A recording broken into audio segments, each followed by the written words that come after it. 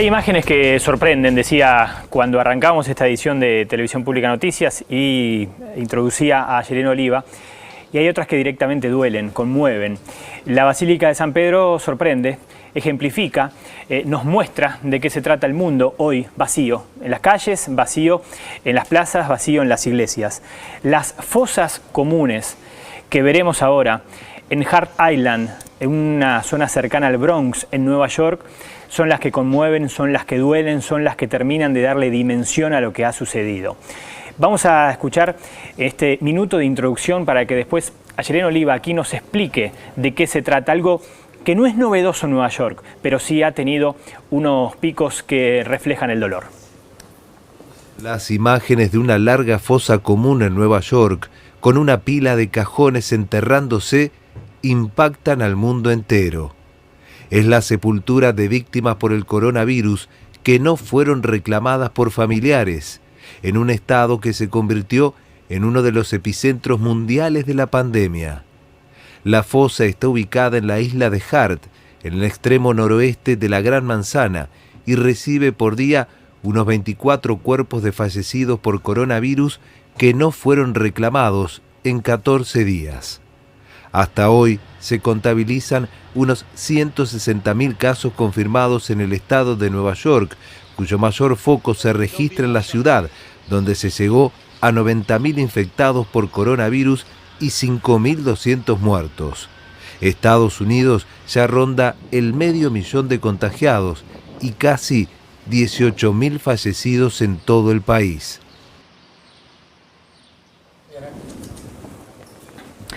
El número también impacta. Ningún país en el mundo tiene tantos contagiados como tiene Nueva York. Esto habla naturalmente de lo densamente poblado que está en Nueva York, pero también de cuándo han sido tomadas las medidas.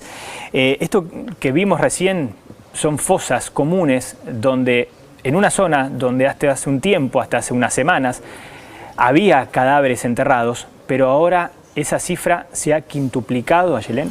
Así es, hasta la semana pasada, bueno, teníamos un promedio de una vez por semana se enterraba gente en ese cementerio público. Ahora, cada 5 días, 5 veces por semana tenemos entierros. Por eso es que también nos llegan estas imágenes desde ese lugar, imágenes realmente, como vos bien decías, Ariel, impactantes, donde se ven una cantidad de cajones, sobre todo iguales, similares, claro, hecho en una madera barata, uno podría pensar, de pino, donde claramente no hay distinciones entre unos y otros, donde parece esta idea de la masificación de los entierros, sí, ¿no? Sí. Donde uno, bueno, pensaría que es un momento clave en un contexto familiar, donde esperaría que haya familia, donde esperaría que haya un círculo de amistades acompañando a ese entierro en ese momento. Una, ¿no?, manera de despersonalizar aún más la situación, ¿no? Totalmente. Y ahí es interesante contar un poco la historia de este hospital, del cementerio de Hart Island, donde estamos viendo esos entierros en esas fosas, pero es un cementerio que tiene una gran trayectoria, un gran periodo de tiempo donde se hicieron este tipo de entierros, porque es el cementerio público más grande del país. Hay 1 millón de personas enterradas en ese lugar. Es una isla que, como vos bien decías, está cerca también de Manhattan, y ahí van los cuerpos de las personas fallecidas que, en primer lugar, no son reclamadas por ningún familiar. También personas que no pueden, familias vulnerables que no pueden pagar el costo de un velatorio, claro, entonces directamente van a parar a ese lugar. Y también personas que son víctimas o personas fallecidas que son víctimas de algún tipo de muerte masiva. Y en ese caso figura en la ley que este lugar está disponible para eso. Es una ley que está desde el año 2016, ¿no? En el caso de haber muertes masivas, van a ese lugar. Leía, Yelén, que es una zona donde habitualmente entierran a los sin techo y me llevó a buscar el dato de cuántos hay. Se habla de 56.000 personas sin techo que viven, duermen y hacen todo en las calles, sí, en Nueva York.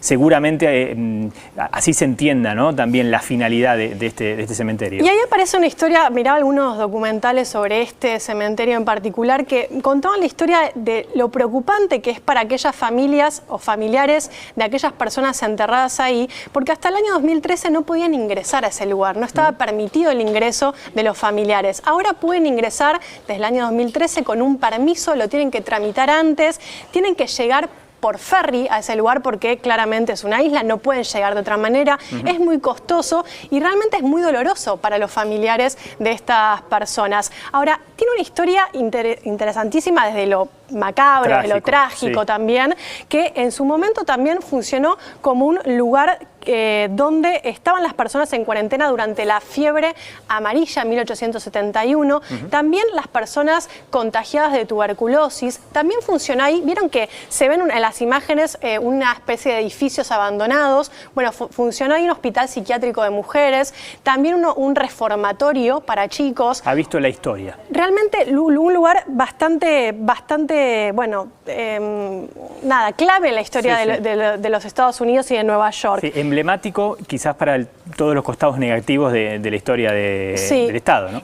Y otro dato también es que las personas los sepultureros del lugar son presos, son personas privadas de su libertad que están en otra isla cercana de ahí, una cárcel que es muy cuestionada, muy criticada porque, bueno, no estaría bajo no se protegen todos los derechos humanos en esa cárcel. De hecho, hay un proyecto para cerrarla en el 2025 y hay un proyecto que crearon que se llama The Hart Island Project, que es un proyecto creado hace poco tiempo, que es un mapa interactivo donde uno puede ver justamente la disposición de, bueno, las personas, no de las personas, pero de los entierros en el lugar, y ahí figura el nombre, no sé si tenemos algunas imágenes para verlo, figura el nombre de la persona. Y si uno puede aportar un dato a eso, una imagen o lo que fuera, de alguna manera lo que consigue es sacarlo de ese lugar de anonimato, ¿no? Entonces ahí estamos viendo en imágenes, uno puede cliquear sobre algunas de esas...